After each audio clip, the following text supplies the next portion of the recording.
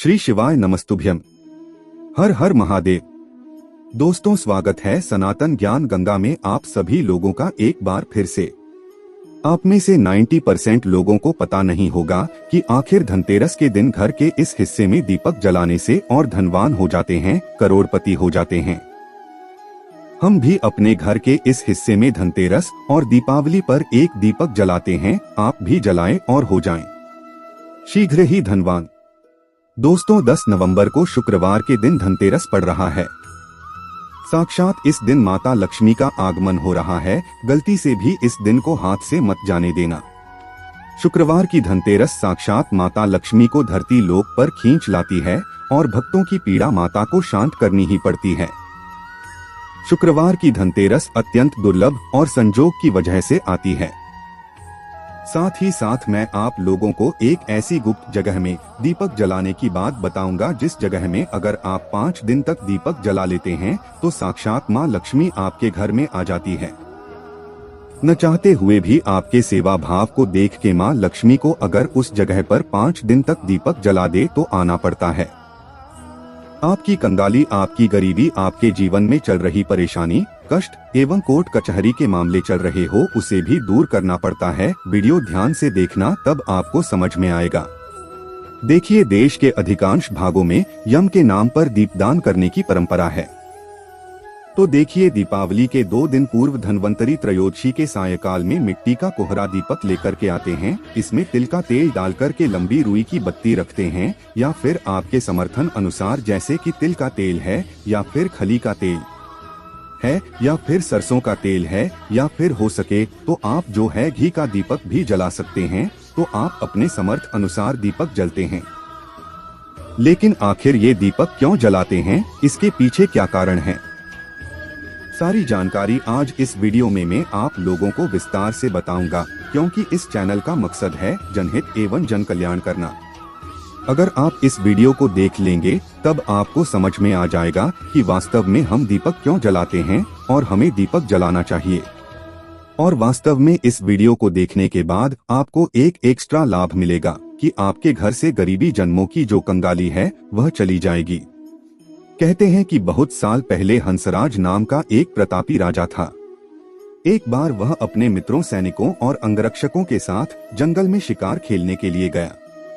संयोग से राजा सबसे बीच में अकेला रह गया और भटकते हुए एक अन्य राजा जिसका नाम था हेमराज के राज्य में पहुंच गया। कथा ध्यान से सुनना, तभी आपको समझ में आएगा, और कमेंट बॉक्स में जय माता लक्ष्मी जरूर लिखना। तो हेमराज ने थके हारे हंसराज का भव्य स्वागत किया। ठीक है, उसी रात हेमराज के यहाँ पुत्र का जन्म हुआ। इस खुशी के अवसर पर हेमराज ने राज्य के उत्सव में सम्मिलित होने के लिए आग्रह के साथ हंसराज को कुछ दिन तक वहां ठहरने के लिए रोक लिया। बच्चे की छठी के दिन एक विचित्र घटना घटित हुई। ध्यान से सुनना। पूजा के समय एक देवी प्रकट हुई और बोली, आज इस शिशु की जो इतनी खुशी मनाई जा रही है, यह अपने विवाह के चौथे दिन मृत्यु को प्राप्त हो जाएगा। इस भविष्यवाणी से सारे राज्य में शोक छा गया। हेमराज और उसके परिजनों पर ऐसा समझो कि वज्रपात हो गया हो। पहाड़ के सामान जैसे दुखा गया। सब के सब स्तंभित रह गए, चुप रह गए। इस शोक के समय हंसराज ने राजा हेमराज और उसके परिवार को बिल्कुल ही आश्वासन दिलाया और विचलित न होने का आश्वासन दिलाया, और बोला कि इस बालक की रक्षा मैं करूंगा और संसार की कोई भी शक्ति इसका बाल बांका नहीं कर सकेंगे। इसकी रक्षा मैं स्वयं करूंगा। ध्यान से सुनना। तो हंसराज ने यमुना के किनारे एक भूमिगत किला बनवाया और उसी के अंदर राजकुमार के पालन पोषण की व्यवस्था करवाई। इसके अतिरिक्त राजकुमार के प्राण रक्षा के लिए हंसराज ने सूर्यों के ब्राह्मण से अनेक तांत्रिक अनुष्ठान, यज्ञ, मंत्र जाप आदि की व्यवस्था भी करवा रखी थी। धीरे धीरे राजकुमार युवा हुआ। उसकी सुंदरता एवं थे वर्ष जो तेज था, उसकी चर्चा सभी तरफ बिल्कुल ही संसार में फैलने लगी। राजा हंसराज के कहने पर हेमराज ने राजकुमार का विवाह भी करवा दिया। जिस राजकुमारी से युवराज का विवाह हुआ था वह साक्षात लक्ष्मी लगती थी। ऐसे सुंदर वर वधू की जोड़ी जीवन में किसी ने नहीं देखी थी। विधि का विधान विवाह के थी। चौथे दिन यम के दूत राजकुमार के प्राण हरने के लिए आ पहुँचे। कथा ध्यान से सुनना दर्शकों। अब अभी राज्य में मांगलिक समारोह ही चल रहा था कि राज परिवार और प्रजाजन खुशियां मनाने में मग्न थे कि राजकुमार और राजकुमारी की छवि देख करके यमदूत भी वहां पर आए और विचलित हो उठे, किंतु राजकुमार के प्राण हरण का अंतिम कार्य उन्हें करना ही पड़ा। यमदूत जिस समय राजकुमार के प्राण लेकर चले उस समय ऐसा हाल मच गया, हाहाकार मच गया, दारुण होने लगा। ऐसा दृश्य वहां पर उत्पन्न हुआ जिससे द्रवित होकर के यमराज के दूत थे वह भी रोने लगे। इस घटना के कुछ समय पश्चात एक दिन यमराज ने प्रसन्न मुद्रा में अपने यमदूतों से पूछा, दूतों तुम सब अनंत काल से पृथ्वी के जीवों का प्राण हरण करते आ रहे हो, क्या तुम्हें कभी किसी जीव पर दया आई है और मन में यह विचार उठा है कि इसे छोड़ देना चाहिए?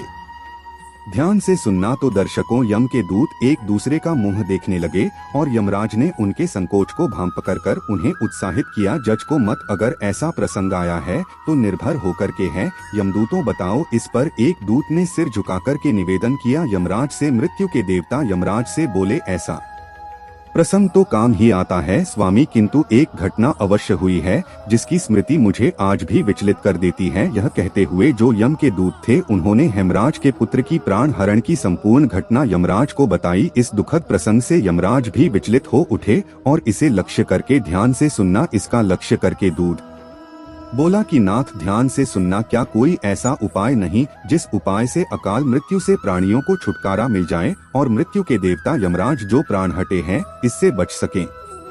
तो इस पर यमराज ने कहा, जीवन और मृत्यु यह सृष्टि का अटल नियम है तथा इसे बदला नहीं जा सकता। किंतु यमराज ने कहा कि धनतेरस को पूरे दिन का व्रत और यमुना में स्नान कर धनवंतरी और यम का पूजन दर्शन काल मृत्यु से बचाव कर सकता है, लेकिन यदि यह संभव न हो तो फिर संध्या के समय घर के प्रवेश द्वार पर यम के नाम का एक दीपक, ध्यान से सुनना, यम के नाम का एक दीपक प्रज्वलित जरूर करना चाहिए। इससे आकस्मिक मृत्यु और रोग से मुक्ति प्राप्त की जा सकती है।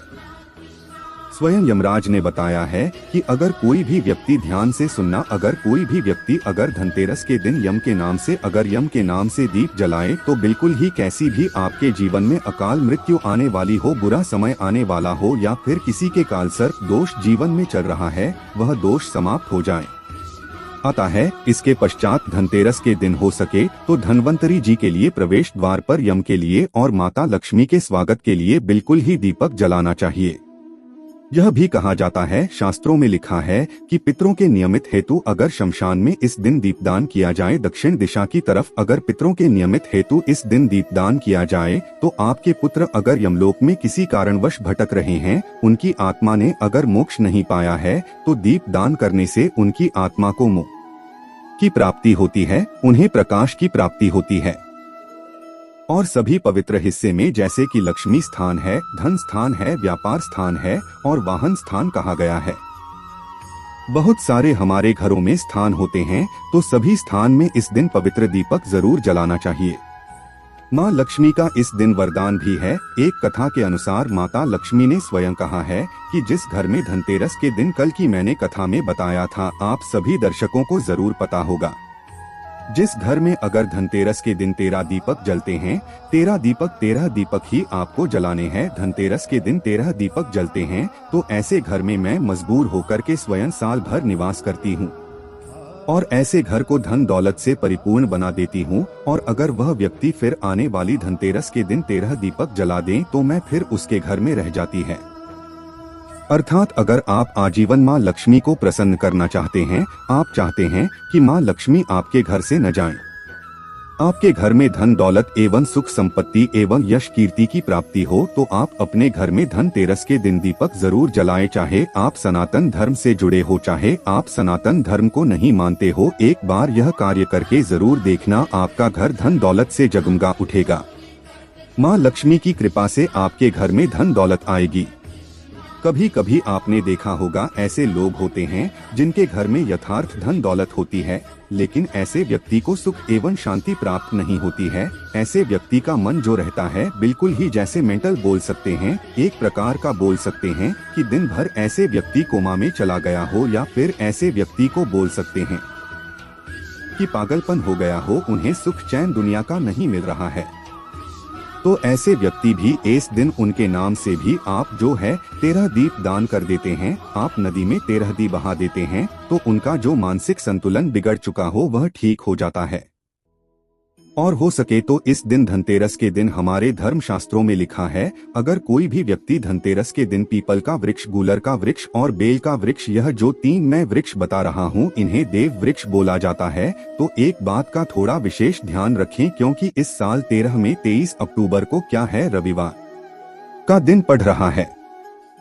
तो आप जो है पीपल के नीचे में दीपक मत जलाइए, लेकिन आप जो है गूलर पेड़ के नीचे में या फिर आप जो है बेल के वृक्ष के नीचे में दीपक जरूर जलाएं। धर्म शास्त्रों में लिखा है, जो व्यक्ति बेल के नीचे में संध्या काल में दीपक जलता है, 13 से लेकर के आपको भाई दूज तक 5 दिन चलाना होता है। 5 दिन नहीं आपका समर्थ नहीं है तो आप जो है 3 दिन जरूर जलाएं। अगर कोई व्यक्ति शाम के समय में 3 दिन अगर बेल वृक्ष के नीचे में 13, 14 और अमावस्या अर्थात दीपावली तो 3 दिन अगर दीपक जला लेते हैं, तो माँ लक्ष्मी ने स्वयं कहा है, क्योंकि जग में समस्त तीर्थ निवास करते हैं, बेल के माता कात्यायनी इनके पत्ते में निवास करती है और इनके मूल भाग में ब्रह्मा जी निवास करता है। इसके मध्य भाग में विष्णु तथा पेड़ के संपूर्ण हिस्से में भगवान शंकर निवास करते हैं। बेल का वृक्ष पार्वती और माँ लक्ष्मी का स्वरूप कहा गया है और यह साक्षात जगत पिता भगवान शंकर को इनके पत्ते झड़ते हैं। समस्त देवी देवताओं को चढ़ते हैं। बेल का वृक्ष को छूने मात्र से व्यक्ति के पाप का समय हो जाता है। तो 3 दिन लगातार आपको बेल के वृक्ष को छूना है। धनतेरस के दिन, 14 के दिन और आपको छूना है। दीपावली के दिन कैसी भी आपके जीवन में कैसा भी आपके शरीर में दोष चल रहा हो, आपके जीवन में कठिनाई चल रही हो, वो सारी कठिनाई दूर हो जाती है। और 3 दिन लगातार आपको दीपक जरूर जलाना है बेल वृक्ष के नीचे में। बिल्कुल ही आप खुद देखना, माँ लक्ष्मी आपके घर में आकर के आपको किसी न किसी माध्यम से धन दौलत प्रदान करेगा। चाहे आपको रोजगार देगी, ये आपको व्यवसाय के माध्यम से धन प्रदान करेगी, लेकिन किसी न किसी माध्यम से आपके घर में 10 दिशाओं से धन आना शुरू हो जाएगा और देखते देखते आप कुछ दिनों के भीतर में धन दौलत से परिपूर्ण होकर के दूसरों को बहुत ही ज्यादा दान देने में समर्थ हो जाएंगे।